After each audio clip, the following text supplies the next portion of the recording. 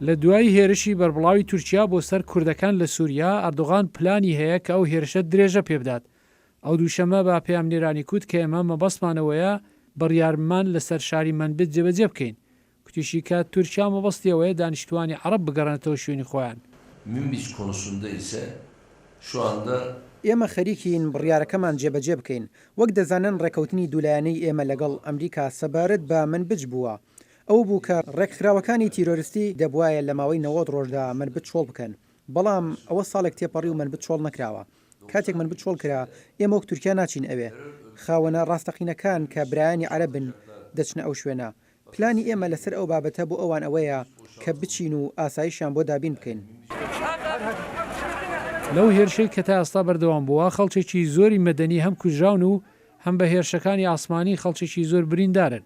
زیاتر لە 10 کەس ڕۆژی شەممە بۆ نەخۆشخانەیەک لە ئەلتەمر گوێزرانەوە دوای ئەوەی تورکیا هێرشی بۆ سەر لۆرێک برد. ڕێکخراوەکە کوتی کاروانەکە لەلایەن کەسانی چەکدارەوە پاسەوانی دەکرا و یەکشەممە کەوتە بەرهێرش کاتێک گەیشتە سەریکانی شوێنێک تورکیا گرتوێتی.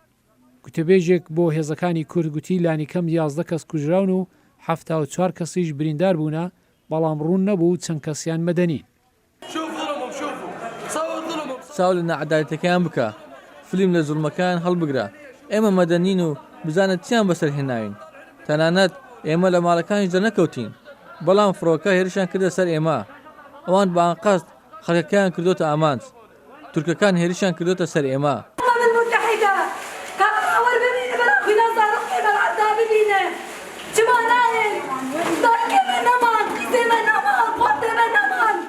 سەرڕای ئەو دۆخە ئەردۆغان دووشەمە ڕەخنەی لە هاوپەیمانانی ناتۆی کرد کە لە هەوڵدان گەمارۆی بەسەر وڵاتەکەیدا بسەپێنن. دوێنێ یەکشەمە لەگەڵ سەرۆکی حکوومەتی ئاڵمان ئەنگێلا مێرکل و ڕۆژێک پێشتر لەگەڵ بۆرینس جانسن سەرۆکوەزیر قسەم کرد بەداخەوە دیتم ئەوان لە ڕاستی ئاگدار نین و لە ژرگ و شاری زانیاری بە هەڵەدان هەڵبەت ڕاستیم بۆ ئەوان شی کردەوە. گوتیشین نابێت هاوپەیمانانی ڕەخنەی لێبگرن بەڵکو دەبێت پشتیوانی لێ بکەن.